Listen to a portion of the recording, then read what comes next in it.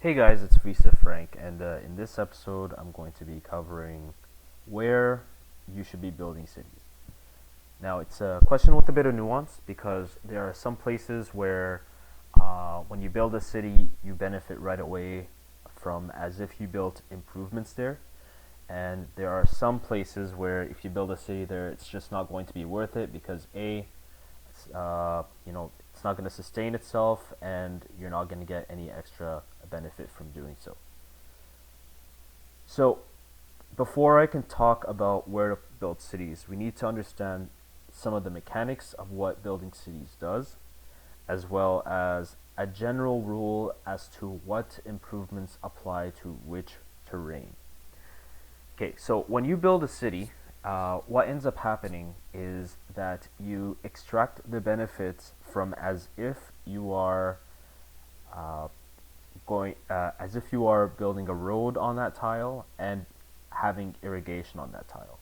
So you build a city, a road comes with it automatically, and then you get kind of a hidden modifier that essentially gives that city irrigation, and that's where you get some of that benefit depending on the terrain type that you get. Now, some places where some terrains you do benefit from irrigation and roads, and some you do not. And then based on that, you also have special resources, and those resources can also be used to determine whether or not it's worthwhile to be building on that resource. You have a few different types of terrains in Freeciv. You have the plains, you have grassland, you have hills, you have swamp, jungle, forest, you have tundra, and then finally you have desert tiles. And each have their own kind of unique resources that come within that tile. So before I'm going to go over where to build cities, you need to know which tiles benefit from road and irrigation and which do not. Okay. And if you're ever in doubt on what benefits from where, you can always go on the Civilopedia, terrain, and it'll give you a general overview of what benefits from what. Okay. So I'll just close this for a sec. So in a nutshell, plains, they get a trade from a road, and they get +1 food from irrigation. Grassland also gets a trade from a road and +1 food from irrigation. Swamp does not benefit from roads, but they do get +1 food from irrigation. Jungle does not benefit from roads, and they can't be irrigated because you irrigate a jungle, it turns into a swamp. Forest doesn't benefit from roads, and they don't benefit from irrigation, as you can only convert them into plains. Tundra does not benefit from irrigation, but it does benefit from road. And then finally, you have desert that may benefit from irrigation and does benefit from roads. So I'll go with the specifics for each terrain one by one, and then cover what you should do with it. So we'll talk about the plains tile first, and the best way to do this is to actually take that player so that we can get more into detail here. So right now, plain tile, you have 1 food, 1 production, 0 trade. So if I were to build a city on that tile, you'll notice that that tile that was 110 is now 2 food, 2 production, 1 trade. So it's as if I got, well, it is because I got the benefit from the road, I get an extra production, and I get extra food from irrigation there. And this applies whether or not you're going to build on a buffalo, or if you're going to be building on a wheat.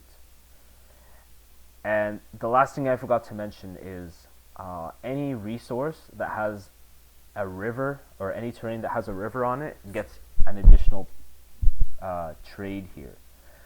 And normally you can't build road until after bridge building on river tiles, But if you build a city on a river tile, then you do get a road on it and the trade benefit that you would get from it.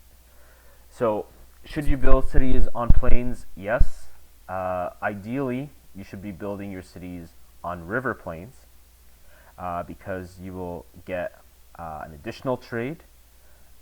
You will get the benefit from the food, and you'll get the +1 production. So you'll, on a normal plains tile, you get, instead of 2-2-1, you'll get 2-2-2, which is again really good.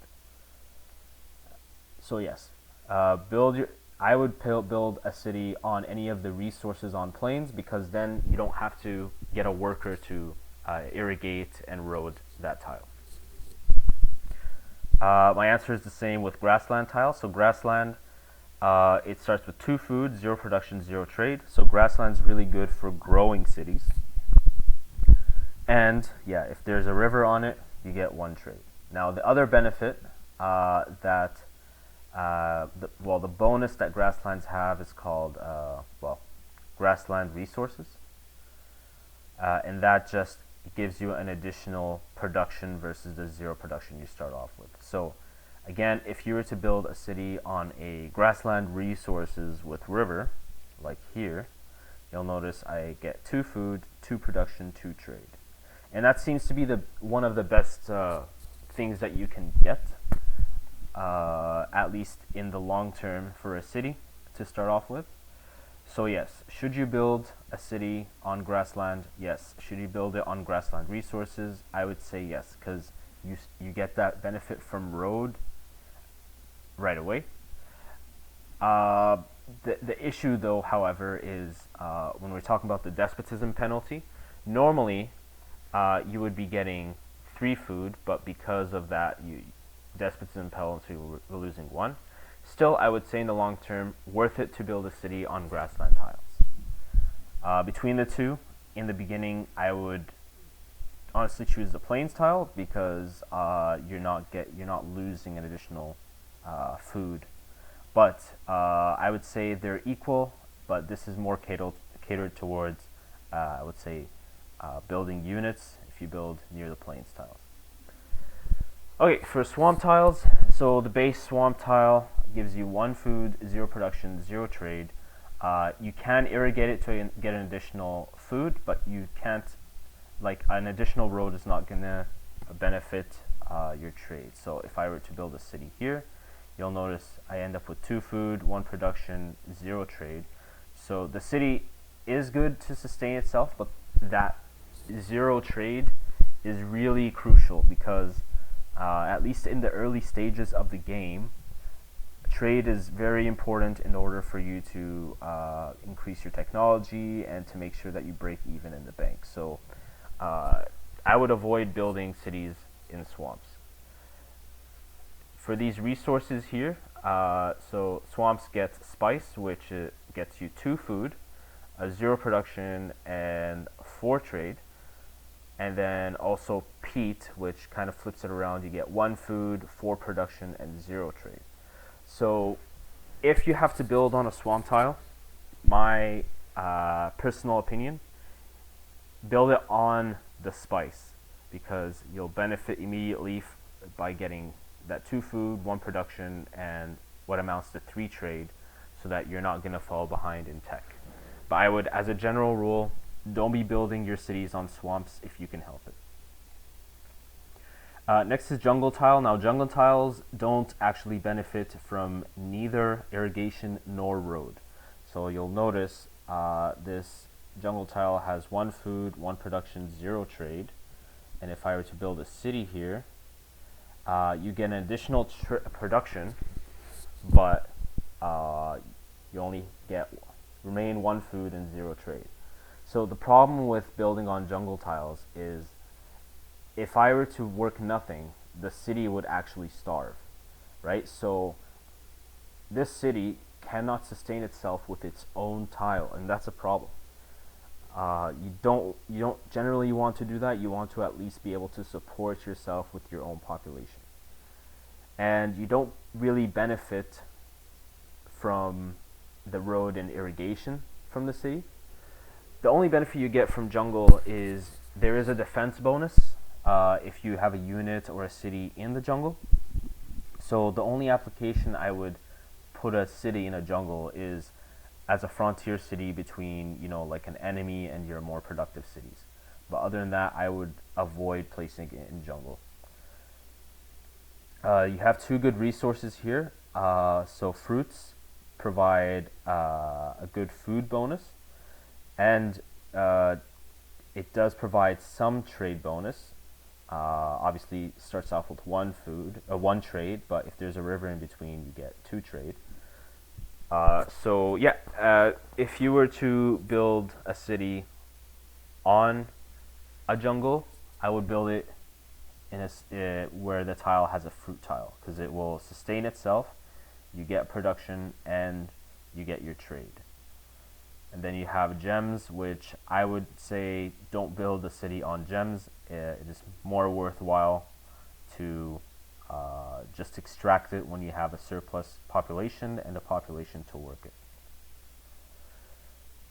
Then we got forest tiles. So like with jungle tiles, forest tiles don't benefit from irrigation or road. They start with a base 1 food, 2 production, and 0 trade.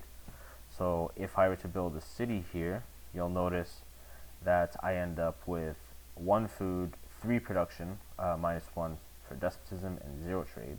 So the only benefit I get from building a city is on a forest tile is an extra production, which again, the issue is I can't sustain the city on its own population. So yeah, I would avoid building your cities on the forest tiles if you can.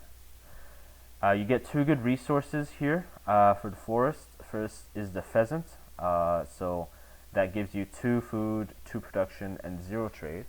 So again, you're not getting any trade benefit here, but if you were to build your forest, your city on a pheasant tile, it'll sustain itself, and you'll get the benefit from production.